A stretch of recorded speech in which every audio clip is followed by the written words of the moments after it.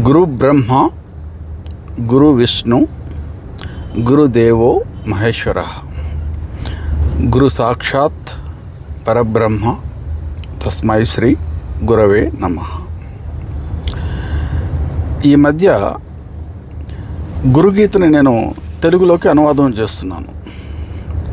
అనువాదం చేస్తూ వ్యాఖ్య కూడా రాయటం జరుగుతుంది. ఈ సందర్భంగా 6వ శ్లోకము 7వ శ్లోకం ఈ రెండింటి మీద నేను వ్యాఖ్య రాసినప్పుడు ఆంగ్లంలో కొంత ప్రతిస్పందన వచ్చింది. దాని విషయం గురించే మన తెలుగు సాధకులకు కూడా చెప్పాలనే ఉద్దేశంతో ఈరోజు నేను వీడియో చేస్తున్నాను అన్నమాట. గురుగీతలో 6, 7వ శ్లోకంలో ఏం చెప్పారంటే, ఏ శాస్త్రాలు చదివినా, ఏ వేదాలు చదివినా, ఇంకా ఏ పురాణాలు చదివినా వాటి నుండి ఆత్మజ్ఞానం అనేది రాదు. ఆత్మజ్ఞానం రావాలంటే కేవలం గురువు యొక్క అనుగ్రహం ద్వారా మాత్రమే అది సాధ్యం అవుతుంది. కానీ ఇప్పుడు విషయం ఏమొస్తుంది, చెప్పడానికైతే సింపుల్గా చెప్పేశారు. గురుగీతలో 2 శ్లోకాల్లో సింపుల్గా చెప్పేశారు విషయాన్ని. కానీ చాలామందికి వచ్చే అనుమానం ఏమవుతుందంటే, దాని యొక్క లోతును పట్టుకోలేకపోతున్నారు. అంటే గురువు అనుగ్రహం ద్వారానే ఎలా వస్తుంది? మరి మనం శాస్త్రాలు చదువుతున్నాం, పురాణాలు చదువుతున్నాం, మన పండితులు ఉన్నారు, గొప్ప గొప్ప విద్వాంసులు ఉన్నారు, మరి వీళ్ళందరూ మనకు చెప్తున్నారు కదా. మరి వీటి నుంచి రాకుండా మరి గురువు యొక్క అనుగ్రహం ద్వారా ఎలా వస్తుంది అనేది మామూలు, అది సహజమే ఎవరికైనా ఆ ప్రశ్న తలెత్తటం అనేది. పైగా అన్నిటికన్నా ముఖ్యమైనది ఒక విషయం కూడా చెప్తాను. మనం అంటుంటాం, తింటే గారాలు తినాలి, వింటే మహాభారతం వినాలి అని. అయితే మోక్షం అయితే రాదు. మరి తింటే గారెలు తినండి, వింటే మహాభారతం వినండి, కానీ మోక్షం మాత్రం రాదు. మరి ఎందుకంటే మోక్షానికి పురాణాలకి లింక్ లేదు. మళ్ళీ అలాగే శాస్త్రాలకి, వేదాలకి, మోక్షానికి లింకు లేదు. ఈ విషయం మీరు భావోద్వేగంతో అర్థం చేసుకోకుండా ప్రశాంతమైన మనసుతో అర్థం చేసుకోవాలని ప్రయత్నం చేసినప్పుడు మాత్రమే మీకు బహుశా దీని గురించి ఒక నిర్దిష్టమైనటువంటి అవగాహన అనేది ఏర్పడగలదు. ఏమాత్రం మీరు భావోద్వేగంలో కొట్టుకుపోయారనుకోండి, ఏంటి గురువుగారు ఎలా చెప్తున్నారు, మన శాస్త్రాలన్నీ ఏమైపోవాలి, వేదాలన్నీ ఏమైపోవాలి, మహాభారతం, పురాణాలు, రామాయణం, అష్టాదశ పురాణాలన్నీ ఏమైపోవాలి, ఉపనిషత్తులన్నీ ఏమైపోవాలి, మరి వీటిల్లో మరి భావోద్వేగంలో పడిపోయారంటే మరి అసలు విషయం అసలు అర్థం కాదు. మరి నేను అందరిలాగానే నాకు గౌరవం ఉంది మన సనాతన ధర్మం మీద, కానీ మన సనాతన ధర్మం ప్రకారం మనకు చెప్తున్నటువంటి మన శాస్త్రాల గురించి కానీ, వేదాల గురించి కానీ, అష్టాదశ పురాణాలైనా వీటన్నిటి మీద నాకు గౌరవం ఉంది. కానీ మీ విషయం ముందు మనం దాన్ని అర్థం చేసుకోవాలి కదా. కేవలం మనం తింటే గారెలు తినాలి, లేదా వింటే భారతం వినాలి అనే మనం ధోరణిలో పోయామంటే మరి వింటే బాగుంటుంది. భారతం వింటూ పోతుంటే చాలా ఆనందంగా ఉంటుంది. అలాగే రామాయణం వింటూ పోతుంటే ఆనందంలో తేలిపోతూ ఉంటాం మనం. కానీ మోక్షం అయితే రాదు. మరి ఆ విషయం మరి గమనించండి. సత్వగుణం గ్యారెంటీగా పెరుగుతుంది. మీరు చక్కగా రామాయణం పారాయణం చేసినా, భారతం విన్నా, లేదా ముఖ్యంగా చెప్తుంటాం కదా, పోతనామాత్యుడు రచించినటువంటి భాగవతం తేనె కన్నా మధురంగా ఉంటుంది అంటారు. ఉంటుంది మధురంగానే, మరి మోక్షం అయితే రాదు. మరి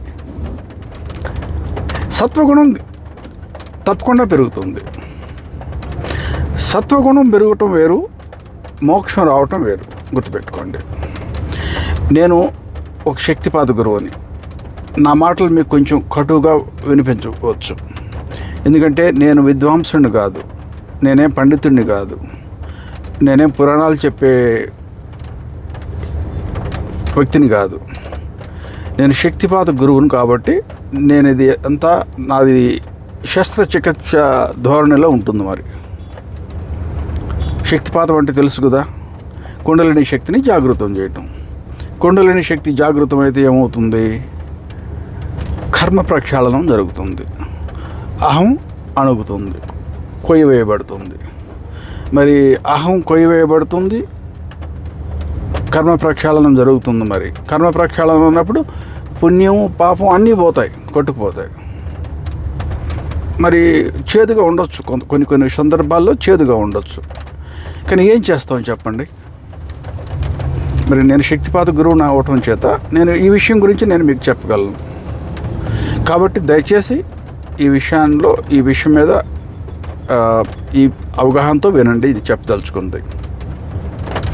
అన్నిటికన్నా ముఖ్యమైనది మీరు అర్థం చేసుకోవాల్సింది ఏమిటంటే, కృష్ణుడే స్వయంగా చెప్తాడు భగవద్గీతలో, నా మాయ 8 రకాలుగా ఉంటుంది అంటాడు. ఏ విధంగా 8 రకాలుగా? 5 పంచభూతాలు: పృథ్వీతత్వం, జలతత్వం, అగ్నితత్వం, వాయుతత్వం, ఆకాశతత్వం. ఈ పంచభూతాలు అందరికీ మనకు తెలిసిందే.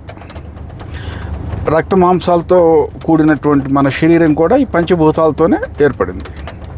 మన చుట్టూ ఉన్న ఈ ప్రకృతి పంచభూతాలతోనే ఏర్పడింది.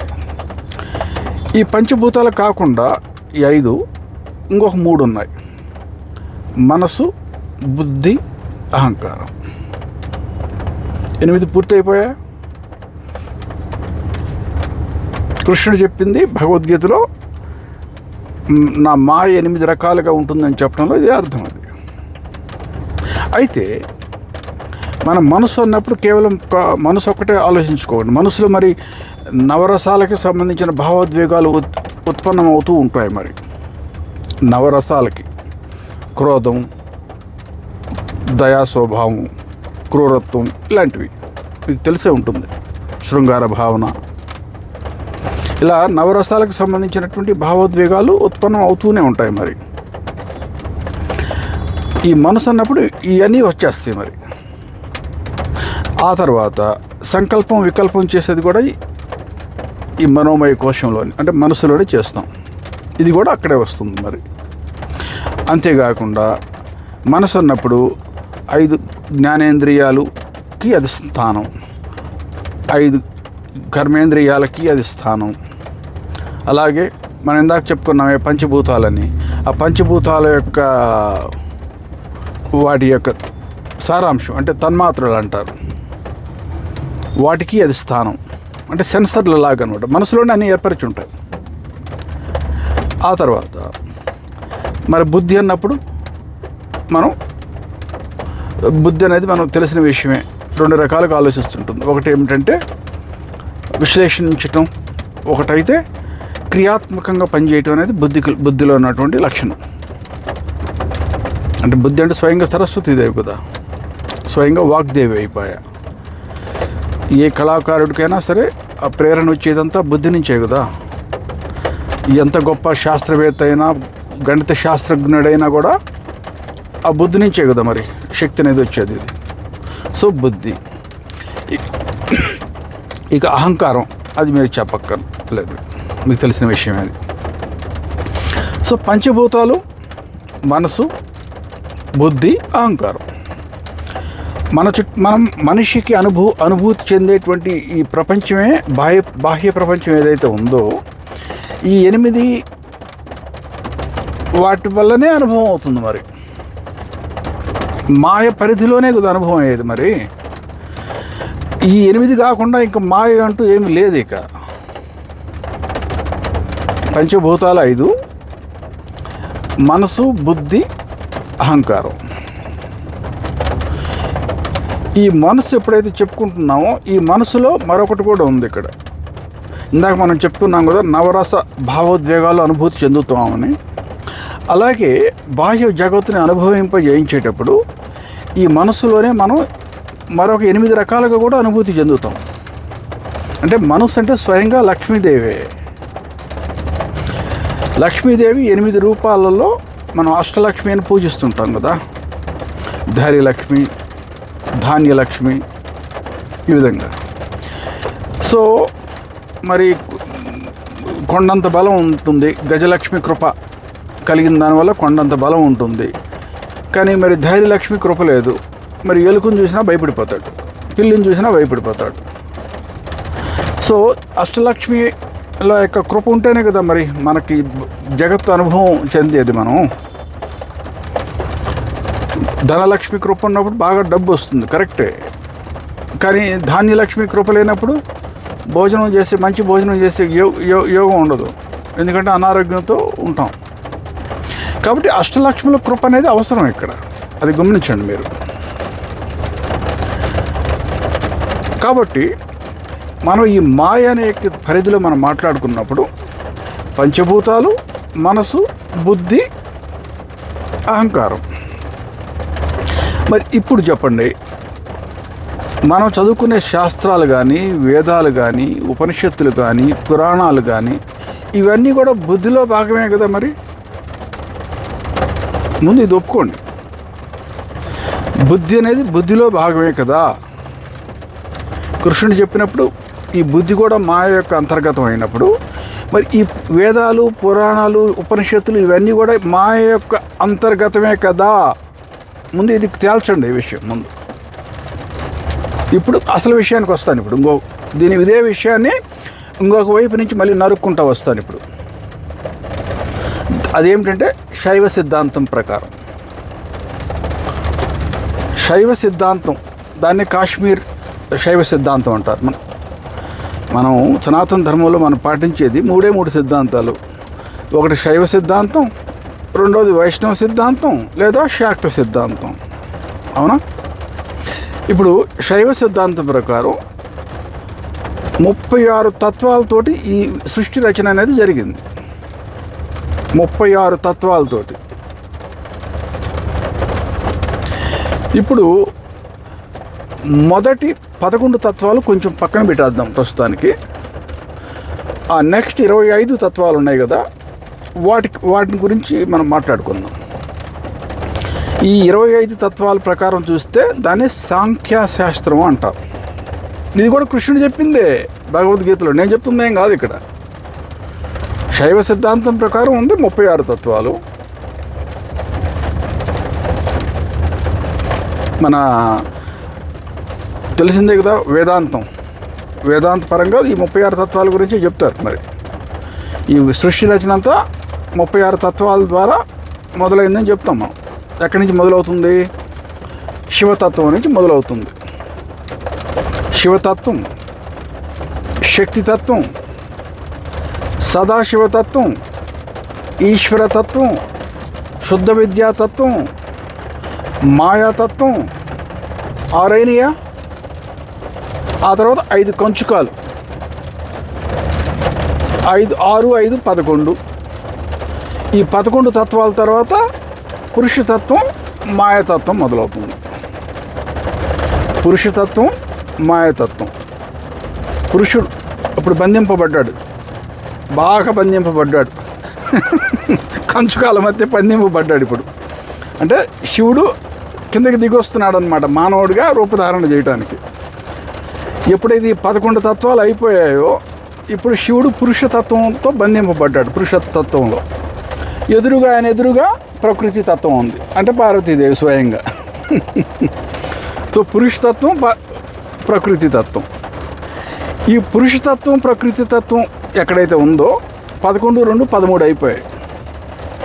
దీని మీద మాయ అల్లుకుంటుంది. 8 రకాలుగా ఇందాక చెప్పుకున్నాం కదా బుద్ధి అని. ఆ బుద్ధి అనేది దీని తర్వాత వస్తుందన్నమాట.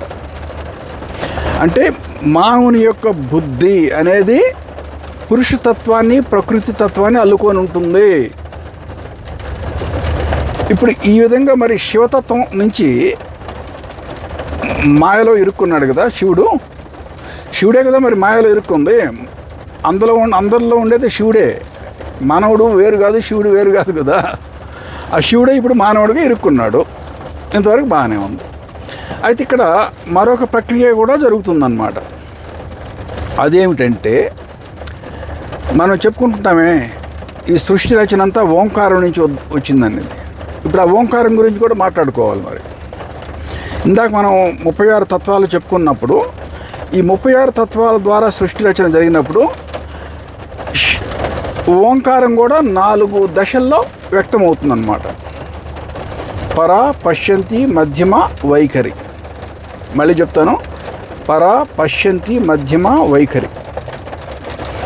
మొట్టమొదట మనం ఇందాక చెప్పుకున్నాం కదా శివతత్వం అని. శివతత్వం అంటే అది నాదతత్వం. శక్తితత్వం అంటే బిందుతత్వం. అంటే నాదతత్వం, బిందుతత్వం. ఈ 2 తర్వాత ఇందాక చెప్పుకున్నాక మళ్ళీ ఈశ్వరతత్వం, సదాశివతత్వం, ఈశ్వరతత్వం లేదా శుద్ధ విద్యాతత్వం. ఈ 3 కలిపి జ్ఞానం, ఇచ్ఛ, క్రియ అని కామకళగా మారుతుందన్నమాట. అంటే ఇందాక చెప్పుకున్నాం నాదతత్వం, బిందుతత్వం. ఇప్పుడు మహాబిందుగా మారుతుంది. దాన్ని కామకళ అంటాం. ఆ కామకళ భూమి అని బద్దలైతే మన సృష్టి రచన జరుగుతుందన్నమాట. అయితే ఇప్పుడు నాదతత్వం కానీ, బిందుతత్వం కానీ, ఈ కామకళ కానీ ఇవన్నీ కూడా పరాస్థితిలో ఉన్నాయన్నమాట. ఇంకా అది వ్యక్తం అవ్వలేదు. ఓంకారం శబ్దం ఇంకా వ్యక్తం కాలేదు. ఇది జాగ్రత్తగా అర్థం చేసుకోండి. ఇది అర్థం కాకపోతే అసలు ఏమీ అర్థం కాదు మీకు. శివతత్వం నుంచి శివుడు మానవుడిగా అవతరించాలనుకున్నప్పుడు, కిందకి దిగి రావాలనుకున్నప్పుడు ముందు ఈ ఓంకారం పరా స్థితిలో ఉంటుంది. ఆ తర్వాత ఇప్పుడు 2వ స్థితిలో వచ్చినప్పుడు, అంటే ఇందాక చెప్పుకున్నాం కదా మాయతత్వం, తర్వాత 5 కంచుకాలని, అది ఇప్పుడు పశ్యంతి స్థితిలోకి వస్తుందన్నమాట. ఇందాక మనం చెప్పుకున్నట్టు 11 తత్వాలు చెప్పుకున్నాం కదా. ఈ సాంఖ్య శాస్త్రం మొదలయ్యే ముందు 11 తత్వాల గురించి చెప్పుకున్నాం. ఈ 11 తత్వాలు కూడా పరా పశ్యంతి స్థితిలో ఉన్నాయన్నమాట ఇక్కడ. దీని తర్వాత మాయ అనేది ఆవరణ అల్లుకుంటుందని చెప్పాం. ఇది ఎవరికి? పురుషతత్వానికి, ప్రకృతి తత్వానికి. పురుషతత్వానికి, ప్రకృతి తత్వానికి మాయ అల్లుకుంటుందన్నమాట. ఎక్కడ అల్లుకుంటుంది? మొట్టమొదట మాయలో మొదటిది ఏమిటి? బుద్ధి. కృష్ణుడు చెప్పాడు ఇందాక మనం చెప్పుకున్నాం కదా, బుద్ధి, అహంకారం, మనసు, తర్వాత 5 పంచభూతాలు. మరి మొట్టమొదటి పుట్టింది ఏమిటి? బుద్ధి కదా. మహత్ అంటాం దాన్ని. స్వయంగా సరస్వతీదేవి బ్రహ్మ సృష్టి రచన చేయటం మొదలుపెట్టినప్పుడు ముందు సరస్వతీదేవే పుట్టింది ఆయన మెదడులో నుంచి. ఆ తర్వాత కూడా ఆయన సృష్టి రచన ప్రారంభించింది. లేకపోతే బ్రహ్మదేవుడికి ఏలు కూడా కదపలేడు. ఆయనకు శక్తి అది కదపడానికి. ఏం చేయాలంటే తన శక్తితోనే కూడా చేసేది. మరి బ్రహ్మదేవుడి శక్తి ఎవరు? స్వయంగా సరస్వతీదేవి. మరి ముందు సరస్వతీదేవి కూడా పుట్టింది. దాన్ని మనం ఆ సరస్వతీదేవినే బుద్ధి అంటున్నాం ఇక్కడ. ఈ బుద్ధి అనేది ఇప్పుడు ఆ ఓంకారం మధ్యమ స్థితికి వస్తుంది ఇక్కడ. ఇది బాగా మీరు గమనించాల్సింది. పరాపశ్యంతి స్థితుల నుంచి దాటుకొని మొదటిసారిగా మధ్యమ స్థితికి వస్తుంది. ఎక్కడ? బుద్ధిలో. ఆ ఓం అనే శబ్దం అనేది, అసలు ఓం అనేది ఓమగా ఉంటుందనేది మన ఎరుక మానవుడికి కలిగేదే బుద్ధిలో. ఒకసారి ఆలోచించండి. మన బుద్ధి లేదనుకోండి, అసలు బుద్ధి అనేది మాయం. ఆ ఓంకారాన్ని ఓం అంటానేమన్న ఆలోచనే రాదు కదా. ఓం అనే శబ్దం, ఓం అంటామనే ఆలోచన అసలు ఐడియా ఎక్కడి నుంచి వచ్చింది? ముందు దానికన్నా బుద్ధి కావాలి కదా. ఆ బుద్ధిలో అది వ్యక్తం అవుతుందన్నమాట ఓంకారం. అది ముందు గమనించండి. ఎప్పుడైతే ఓంకారం ఓంగా మారిందో బుద్ధిలో, ఇప్పుడు అది ముక్కలు చేసి 50 సంస్కృత వర్ణమాలుగా చేయడం జరిగింది. సంస్కృత భాష యొక్క 50 అక్షరాలు మీకు తెలిసిన విషయమే. ఒక్కొక్క అక్షరం దాన్ని బీజమంత్రం అని కూడా అంటాం మనం. సో ఈ ఓంకారం 50 అక్షరాలుగా విడగొట్టబడుతుంది. ఎక్కడ? బుద్ధిలో. అక్కడి నుంచి కూడా ఈ మీరు అన్ని గమ్మతులు చేసి 50 అక్షరాలు ఉన్నాయి కదా సంస్కృత భాషలో మీకు. దాంతో పదాలు నిర్మించేశారు, వాక్యాలు నిర్మించేశారు, పెద్ద పెద్ద కావ్యాలు రాశారు, పెద్ద పెద్ద ఉపనిషత్తులు రాశారు, పెద్ద పెద్ద శాస్త్రాలు రాశారు, వేదాలు రాశారు, గొప్ప గొప్ప మంత్రాలన్నీ నిర్మించారు. మరి ఏం చేసినా మాయ పరిధిలో చేస్తున్నారు. మరి గుర్తుపెట్టుకోండి.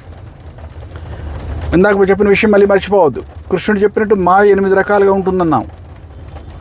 బుద్ధి, అహంకారం, మనసు, పంచభూతాలు. మరి ఓంకారం మధ్యమ స్థితికి వచ్చిందంటే ఎక్కడొచ్చింది? బుద్ధిలో వచ్చింది. ఇక్కడ ఇంకా వైఖరిగా మారలా, ఇంకా వైఖరిగా మారితే కానీ మనకు చెవులకు వినిపించదు. అది ఇంకా మారల వైఖరిగా. మధ్యమ స్థితిలోనే ఉంది ఓంకారం. ఇప్పుడు ఆ ఓంకారం మధ్యమ స్థితిలో ఉన్నప్పుడు ఈ గొడవంతా జరుగుతుంది. ఇక్కడ మనంతా దాన్ని, ఆ ఓంకారాన్ని 50 ముక్కలు చేసాం దాన్ని సంస్కృత భాషగా. అంటే సంస్కృత భాష అంటే అది భాష కాదు, అదొక విశ్వ భాష, భగవంతుడి భాష, లేదా భగవంతుడి ఓనమాలు అనుకోండి వాటిని. ఒక విధంగా ఇంగ్లీష్లో చెప్పాలంటే అది విశ్వం యొక్క కోడింగ్ అనుకోండి ఇక దాన్ని. మీరు ఇందాక ఇంతకుముందు మన అదే వేదాల్లో చదువుకొని ఉంటారు కదా, శబ్ద బ్రహ్మం అని. మరి శబ్ద బ్రహ్మం ఈ విధంగా వస్తాడనమాట. ఒకటి శబ్ద ప్రపంచం, ఒకటి అర్ధ ప్రపంచం. ఇప్పుడు బుద్ధిలో ఎక్కడైతే మనం విడగొడుతున్నామో ఓంకారాన్ని 50 అక్షరాలుగా, ఇక్కడి నుంచి అసలు కథ మొదలవుతుందన్నమాట. ఇక్కడ బుద్ధి తర్వాత ఏమేమి నిర్మితం అవుతుంది? మానవుడి యొక్క మనసు. మానవుడి మనసులో నేరుగా 6 చక్రాలు వేసేసారు. 6 కాదనుకోండి, 5 చక్రాలు.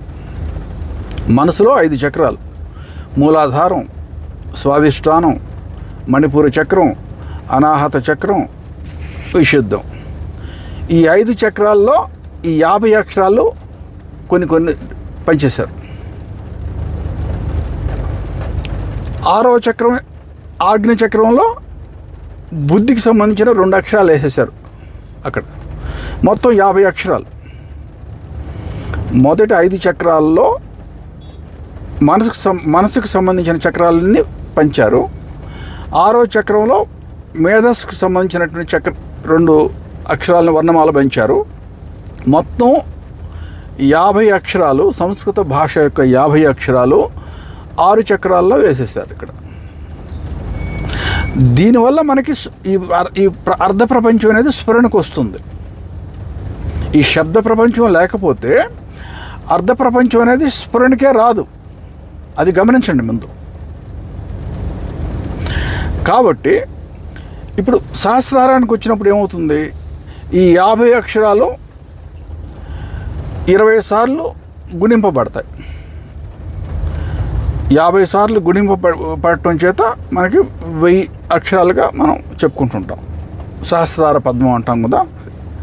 మొదటి చక్రాలలో ఒక్కొక్క చక్రంలో ఒక్కొక్క తామర పువ్వు ఉంటుంది కదా.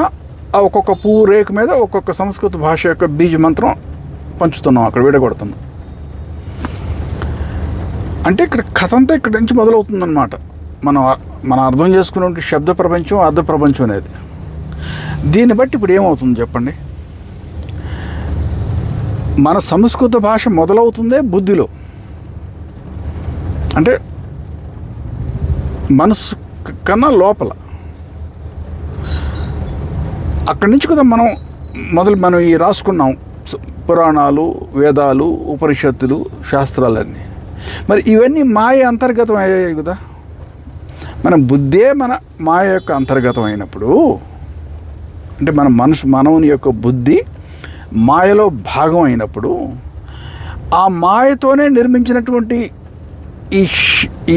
ఈ శబ్దంతో, అంటే మన సంస్కృత భాషను 50 అక్షరాలుగా విడగొట్టాం కదా. మరి ఈ శబ్దాలన్నీ ఇటుకరాళ్ళలాగా అనుకోండి. ఇక అంటే మాయలో ఇరుక్కున్నాయి. అంటే శబ్ద బ్రహ్మం వచ్చి ఇక్కడ మాయలో ఇరుక్కున్నాడు. ఇక్కడ గమనించండి. ఇది శబ్ద బ్రహ్మం ఎక్కడి నుంచి వచ్చాడు? శివతత్వం నుంచి వచ్చింది కిందకి. శివతత్వం అంటే నాదతత్వం అని ఇందాక చెప్పుకున్నాం కదా. శక్తితత్వం అంటే బిందుతత్వం. నాదతత్వం, బిందుతత్వం 2 కలిపి శబ్ద బ్రహ్మం అయ్యాడు. ఆ శబ్ద బ్రహ్మం అయ్యి బుద్ధి స్థితికి వచ్చేసేపటికి పరా పశ్యంతి 2 స్థితులను దాటుకొని మధ్యమ స్థితిలో ఓంకారంగా అవతారం ఎత్తాడు. ఓం అనే సౌండ్ శబ్దం వినిపిస్తుంది మనకి. ఈ ఓం అనే శబ్దం నుంచే 50 అక్షరాలుగా ముక్కలు చేశాం ఇక్కడ సంస్కృత భాషని. మరి ఈ శబ్ద బ్రహ్మం ముక్కలు చేసినటువంటి శబ్ద బ్రహ్మంతోనే కదా, అంటే ఎవరైతే మాయలో ఇరుక్కున్నాడో ఆ మాయలో నుంచి ఉద్భవించిన 50 ముక్కలతోనే కదా ఈ శాస్త్రాలని తయారు చేసింది ఇక్కడ. ఇది మీరు అర్థం చేసుకోవాల్సింది. ఇది కానీ మిస్ అయ్యారంటే అసలు ఏమీ అర్థం కాదు. ముందు ఒక తట్టు మన బుద్ధి, అహంకారం, మనస్సు మాయలో భాగం అని కృష్ణుడే స్వయంగా చెప్తున్నాడు భగవద్గీతలో. ఆ రెండవది విషయం కృష్ణుడు భగవద్గీతలో చెప్పింది ఈ 36 తత్వాల మాధ్యమంగా ఏదైతే వస్తుందో ఇది శైవ సిద్ధాంతం అని చెప్పుకున్నామో, ఈ శైవ సిద్ధాంతం కూడా కృష్ణుడే ప్రస్తావిస్తాడు భగవద్గీతలోనే. లేదంటే మీరు శైవ సిద్ధాంతం పోయి సపరేట్గా చదువుకోండి, ఎక్కడన్నా పుస్తకాలు వెతకండి. నేను చెప్తుంది ఏమీ లేదు కొత్తగా ఇందులో, అంతా పుస్తకాల్లో రాసిందే చెప్తున్నాను నేను కూడా. తో శైవ సిద్ధాంతం ప్రకారం శివతత్వం అనేది మాయలో ఇరుక్కునేసరికి మధ్యమ స్థితికి వచ్చేసింది. శబ్ద బ్రహ్మం మధ్యమ స్థితికి వచ్చేసాడు. శివుడు శబ్ద బ్రహ్మంగా మారి శబ్ద బ్రహ్మం మాయలో ఇరుక్కునేసరికి సంస్కృత మాల యొక్క వర్ణమాలలో ఇరుక్కుపోయాడు ఇక్కడ. మరి ఈ శబ్ద బ్రహ్మం ఈ వర్ణమాలలో ఇరుక్కున్నాడో ఈ వర్ణమాలతోనే మనం ఈ కావ్యాలు, పురాణాలు, శాస్త్రాలు, వేదాలు అన్నీ రాసాం. మరి అంటే ఒక విధంగా చెప్పాలంటే శబ్ద బ్రహ్మమే కదా మాయగా మారింది. మరి ఇప్పుడు మాయనే కదా మీరు ముక్కలు చేశారు, 50 ఇటుకురాళ్ళలాగా చేశారు. మీరు మాయనే 50 ఇటుకురాళ్ళలాగా చేసి ఆ ఇటుకురాళ్ళతోటి ఈ మాయాపరమైనటువంటి గ్రంథాలన్నీ రాస్తున్నాయి.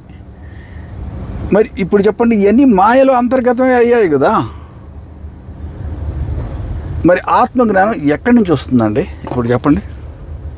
ఈ శాస్త్రాలు, పురాణాలు, ఉపనిషత్తులు, వేదాలు ఇవన్నీ అధ్యయనం చేసి పిండి రుబ్బినట్టు ఎంత చేసినా అక్కడి నుంచి ఆత్మజ్ఞానం ఎక్కడి నుంచి వస్తుంది? ముందు ఒప్పుకోండి విషయం. ఏదో వాదన చేయాలంటే వాదన చేసుకోండి, కావాలంటే మీరు వాదన చేయడానికి కాదు పాయింట్. ఇంతవరకు మీరు మరి అన్నీ విడగొట్టి చెప్పాను. ఇంతకన్నా ఏం చెప్పంటారు చెప్పండి?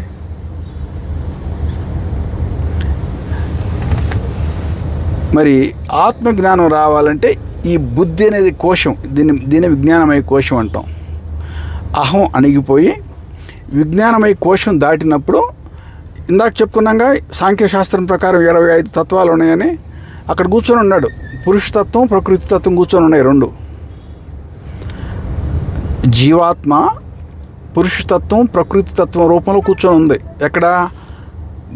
విజ్ఞానమయ కోశం బయట, అంటే బుద్ధి తర్వాత. దాన్నే మనం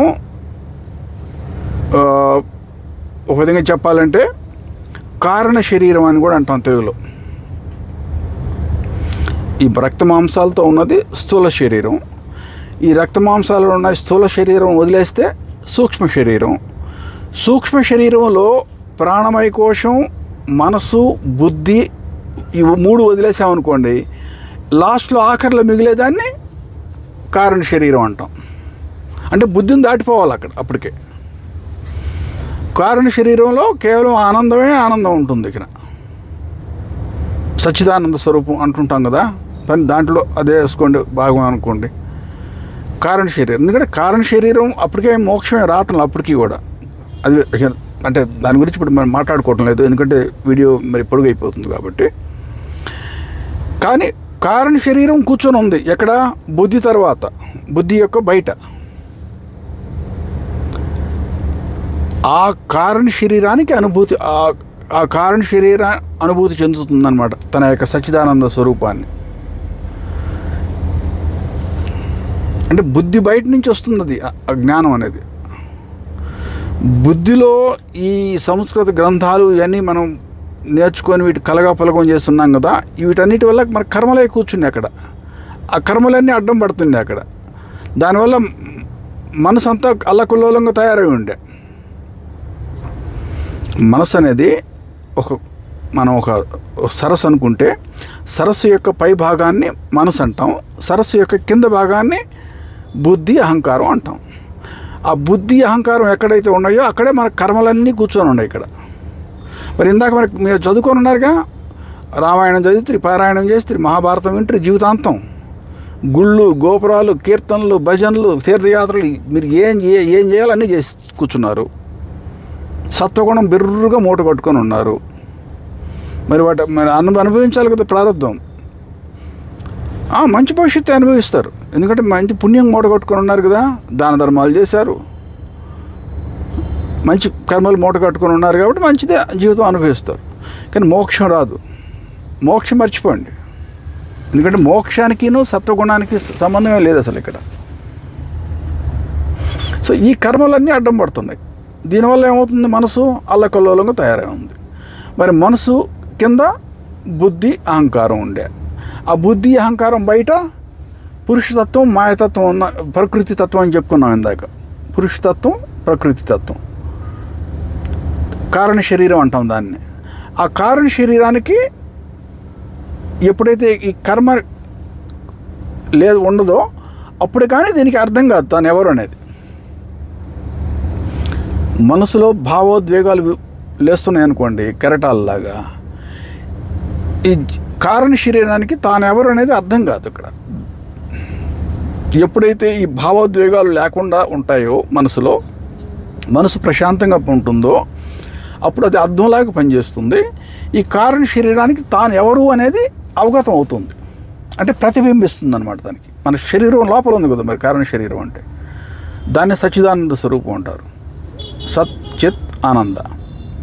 ఆ సచ్చిదానంద స్వరూపానికి తన రూపం అనేది ప్రతిబింబిస్తుంది అక్కడ. అంతేగాని జీవాత్మకి మరి రూపమే లేదు కదా. మన అద్దంలో మన ముఖం చూసుకున్నట్టు అదేం చూసుకోలేదు కదా. మనసు అయితే పని చేస్తుంది అద్దం లాగానే, బాగానే ఉంది. అదేం చూసుకోలేదు కదా తన రూపాన్ని, ఎందుకంటే దానికి రూపమే లేదు.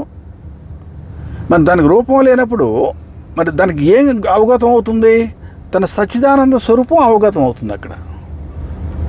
దాన్నే చాలామంది ఆత్మ సాక్షాత్కారం ఆత్మదర్శనం అని ఏ పదాలు ఆడేస్తుంటారు. ఇక చూడండి, భాష ఇక్కడ ముఖ్యం కాదు, దయచేసి గమనించండి. ఇక్కడ భాష అనేది మాయ యొక్క పరిధిలోనే వస్తుంది. మరి స్వయంగా వేదాలే స్వయంగా చెప్తున్నాయి, మా నుంచి జ్ఞానం రాదు మీకు, దానికి గురువు మాధ్యమంగానే మీకు జ్ఞానం వస్తుందని వేదాలే స్వయంగా చెప్తున్నాయి. ఇంకా మీరు అనుమానించాల్సిన పని ఏమిటి ఇక్కడ చెప్పండి? అది అర్థం చేసుకోవాలి. లేదంటే మరి ఆనందంలో తేలిపోతుంటారు, పురాణాలు చదువుతుంటే చక్కగా ఉంటుంది. ఇప్పుడు మనం పంచభూతాల మాధ్యమంగా మన పంచ ఇంద్రియాల ద్వారా మన పంచభూతాలని అనుభూతి చెందుతున్నాం. చక్కటి ఆహారం తింటాం, చక్కటి సంగీతం వింటాం చెవుల ద్వారా, చక్కటి సువాసనలు ఆస్వాదిస్తాం, అలాగే చక్కగా మసాజ్ అది చేసుకుంటే చక్కగా స్పర్శ అనుభూతి చెందుతాం, చల్లటి గాలి వీస్తుందని.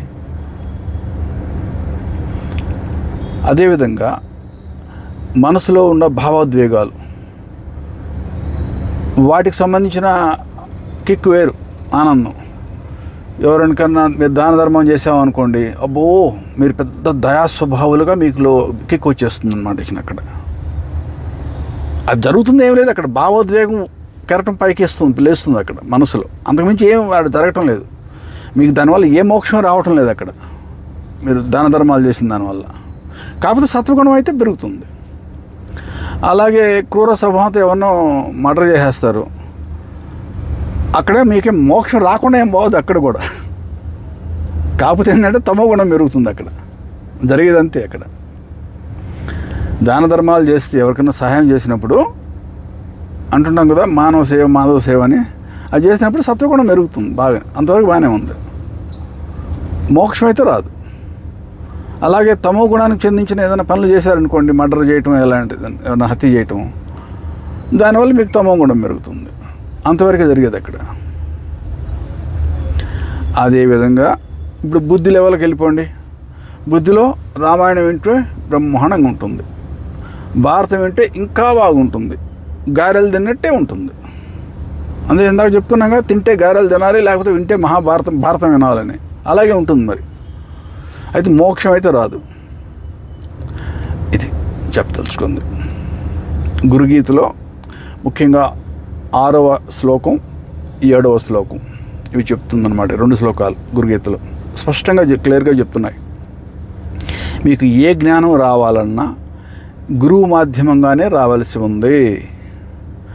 అహాన్ని పక్కన పెట్టి మనసు యొక్క బుద్ధి, మనసు తీసేసేయండి. మనసు తర్వాత కొద్ది బుద్ధి ఉండేది. ఆ బుద్ధిని కూడా మనం సమర్పణాభావం సమర్పితం చేసినప్పుడు గురువు పాదాల మధ్య అప్పుడు ఆ కారణ శరీరానికి జ్ఞానోదయం అనేది అవటం మొదలవుతుంది. అంతేగాని వీటిని అన్నిటినీ మనం బట్టి పెట్టేసి గొప్ప గొప్ప పాఠాలన్నీ వెలివేసినంత మాత్రాన ఏ జ్ఞానం రాదు అక్కడ. అంత పెద్ద రావణాసురుడి గురించి మీరు వినే ఉంటారు కదా. తన తల నరికి శివుడి ముందు పెడతాడు, పాదాల ముందు. అప్పుడు ప్రత్యక్షమవుతాడు శివుడు. మరి రావణాసురుడు ఎంత గొప్ప పండితుడు మీరు అందరికీ తెలిసే ఉంటుంది కదా. వేదాలన్నీ బట్టి పెట్టేశాడు. ఆయనకు తెలియని శాస్త్రం ఏది ఉండేది కాదట. రావణాసురుడు అంతటి వాడే చివరికి తన తల నరికేసి ఆఖరి తలను కూడా శివుడు అర్పించిపోయినప్పుడు అప్పుడు శివుడు ప్రత్యక్షం అవుతాడు ఆయనకి మొదటిసారి శివుడు దర్శనమైనప్పుడు. కాబట్టి అహంకారాన్ని, బుద్ధిని గురు పాదాల మీద మీరు ఎప్పుడైతే పెట్టగలుగుతారో అప్పుడు ఆ గురుతత్వం నుంచి మీకు ఆ జ్ఞానోదయం అనేది వస్తుంది. లేదు మేము ఎలా ఒప్పుకునేది, తర్కం ఇలా అంటుంది, తర్కం ఇలా చెప్తుంది. తర్కం అనేది బుద్ధి నుంచే కదా వచ్చేది. మరి ఆ తర్కాన్ని వదిలినప్పుడు కానీ మీకు ఆ జ్ఞానోదయం రాదు అక్కడ. మరి ఆత్మజ్ఞానం అంటే అది రాదు, ప్రాప్తించదు. మరి లేదంటే ఆ బుద్ధిలో ఉన్న తర్కంలోనే కొట్టుకుపోతూ ఉంటారు, తిరుగుతూ ఉంటారు. మరి బుద్ధిలో కదా మరి తర్కం. ఇప్పుడు బుద్ధిలో 2 ఉంటాయి అంటారు. ఒకటి ఏంది తర్కం, ఒకటేమో క్రియాత్మకమైనది. ఒకటి తర్కం అంటే మానవ మేధస్సు 2 భాగాలుగా ఉంటుందని చెప్పుకుంటారు కదా. ఒకటి ఎడమవైపు, ఒకటి కుడివైపు. ఒకవైపు ఏమో తర్కం గురించి చెప్తుంటుంది. తర్కం అంతా ఒకదాని వల్ల వస్తుంది, సగభాగం వల్ల. సగభాగం అంతా క్రియాత్మకమైనటువంటి కళలు, వాటిలో మీరు ప్రావీణ్యత సంపాదించుకుంటుంటారు. మరి ఆ తర్కంలోనే కొట్టుకుపోతూ ఉంటాం మనం. తర్కంలో అన్నా కొట్టుకుపోతాం, లేదా భావోద్వేగంలో మనసులో భావోద్వేగాలలోనే కొట్టుకుపోతూ ఉంటాం. మోక్షం అయితే రాదు. మరి కాకపోతే వీటిని వాడుకోవచ్చు మనం. తర్కాన్ని వాడుకోవచ్చు, భావోద్వేగాన్ని వాడుకోవచ్చు. కేవలం వాటిని పరికరంగా వాడుకోవచ్చు. ఉదాహరణకి భావోద్వేగం అనుకోండి. మీకు శ్రీరాముడు అంటే మహాభక్తి. రామాయణం చదవండి, చక్కగా చదువుతూ పోండి. ఆ భక్తి తీవ్రతకు వెళ్ళినప్పుడు భావ సమాధిలోకి వెళ్తారు. ఏదో ఒక స్థితిలో రాముడు మాయమైపోతాడు, మీరు భావ సమాధిలోకి మీరు జారుకుంటారు. ఇక అక్కడ మీ కర్మ ప్రక్షాళన మొదలవుతుంది అక్కడ. అంతేగాని రాముడి నుంచి మీకేం మోక్షం రావడం లేదు అక్కడ తప్పుగా అర్థం చేసుకోబాకండి. నేను ఏదో మాట్లాడుతున్నాను. నేను విష్ణు భగవాన్ భక్తుడినే. కానీ విషయం ఇక్కడ మనం యోగా ప్రక్రియ మనం అర్థం చేసుకున్నప్పుడు మరి ఇలాగే ఉంటుంది. భక్తి తారాస్థాయికి పోయినప్పుడు ఏదో ఒక స్థితిలో ఏ దేవీ దేవతని గురించి మీరు ప్రార్థన చేస్తున్నారో ఆ దేవీ దేవత మాయమైపోతుంది అక్కడ. ఆ మాయమైతే కానీ మీరు భావ సమాధిలోకి వెళ్ళదు మనసు. మీరు భావ సమాధిలోకి వెళ్తే కానీ మీ కర్మ ప్రక్షాళన జరగదు అక్కడ. మీ కర్మ ప్రక్షాళన జరిగితే కానీ మీలో ఉన్నటువంటి ఆ కారణ శరీరానికి తన సచ్చిదానంద స్వరూపం అవగతం కాదు. అది అక్కడ ఉన్నటువంటి రహస్యం. కాబట్టి మీరు ఈ పురాణాలు ఇవన్నీ పరికరాలుగా వాడుకునే అనుకుంటే వాడుకోండి, తప్పకుండా వాడుకోండి. అంతేగాని వాటి నుంచి అయితే జ్ఞానం రాదు మీకు. వాటి పరికరాలుగా మాత్రం వాడుకోవచ్చు. అంతేగాని మీరు గొప్ప గొప్ప పురాణాలు, ఉపనిషత్తులు, మంత్రాలు చూడండి. మంత్రశాస్త్రం నిర్మించిందే మన ప్రాపంచిక లాభం కోసం. మంత్రం అంటేనే శక్తి, శక్తి అంటేనే మాయ కదా. మరి మనిషి పుట్టిన దగ్గర నుంచి చనిపోయిన దాకా, లేదా చనిపోయిన తర్వాత కూడా అడుగడుగున మంత్రశాస్త్రం ఉంది మనకి. ఇల్లు గృహ నిర్మాణం చేసుకోవాలన్నా మంత్రం, పెళ్లి చేసుకోవాలన్నా మంత్రం, పిల్లవాడు పుట్టినప్పుడు మంత్రం, అడుగడుగున మంత్రం ఉండే. ఏదైనా జబ్బు చేస్తే మంత్రం, ఏదైనా వ్యాపారం చేయాలనుకుంటే మంత్రం, ఏదైనా ఇల్లు నిర్మాణం చేయాలనుకుంటే మంత్రం. అడుగడుగునా ఉన్నాయి కదా మరి మంత్రాలు. మనకి జ్ఞానం రావాలంటే మంత్రం. పిల్లవాడు స్కూల్కి పోతున్నాడు అంటే దానికి మంత్రం. అంటే మంత్రశాస్త్రం అంతా మనిషి యొక్క మనుగడ కోసం నిర్మాణం చేసింది అయిపోయా. కాబట్టి మంత్రశాస్త్రానికి ఆధునిక విజ్ఞాన శాస్త్రానికి తేడా లేదు అక్కడ. మంత్రశాస్త్రం కూడా విజ్ఞాన శాస్త్రమే, కాకపోతే ఇంకా ఆ స్థితికి ఇంకా జారల ఆధునిక విజ్ఞాన శాస్త్రం. అదొకటే తేడా. ఏదో ఒక నాటికి ఈ మన ఆధునిక విజ్ఞాన శాస్త్రం కూడా మంత్రశాస్త్రంగా మారిపోతుందన్నమాట. మేబీ ఒక 50 సంవత్సరాలు 100 సంవత్సరాల తర్వాత. ఇప్పుడు ప్రస్తుతం అంటే ఉదాహరణకు చెప్తున్నాను. మంత్రశాస్త్రం అంటే మన విజ్ఞాన శాస్త్రమే అది. కాబట్టి మన మంత్రశాస్త్రాన్ని దేనికోసం చేశారు? మన యొక్క ప్రాపంచిక లాభం కోసం. అంతేగాని మోక్షానికి మంత్రశాస్త్రానికి మళ్ళీ లింక్ లేదు అక్కడ. ఈ విషయాన్ని మీరు అర్థం చేసుకున్నప్పుడు భావోద్వేగాల్లోనే మరి కొట్టుకుపోతూ ఉంటారు అక్కడే, లేదా తర్కంలోనే కొట్టుకుపోతూ ఉంటుంటారు. తర్కాన్ని వదిలేయాలి, అలాగే భావోద్వేగాలు వదలాలి. అప్పుడు కానీ గురువు యొక్క కృప దొరకదు. గురువు కృప ద్వారా మాత్రమే మీకు ఆత్మజ్ఞానం కలుగుతుంది. ఇది నేను చెప్పదలుచుకున్నాను. అంతే నేను ఈరోజుకి నేను చెప్పదలుచుకుంది. లేదంటే మరి ఈరోజు వీడియో మరి ఎక్కువ పొడుగైపోతుంది. బహుశా మీకు అర్థమైందని అనుకుంటున్నాను. గురుగీతలో చెప్పినటువంటి 6వ శ్లోకం 7వ శ్లోకం మీరు కావాలంటే చెక్ చేసుకొని వెతకండి. ఇది వాటి అర్థం అన్నమాట. అంతవరకు నేను చెప్పదలుచుకుంది. మళ్ళీ మరొక వీడియోలో మరొక విషయం గురించి మనం చర్చించుకుందాం. ఆల్ ది బెస్ట్ అందరికీ.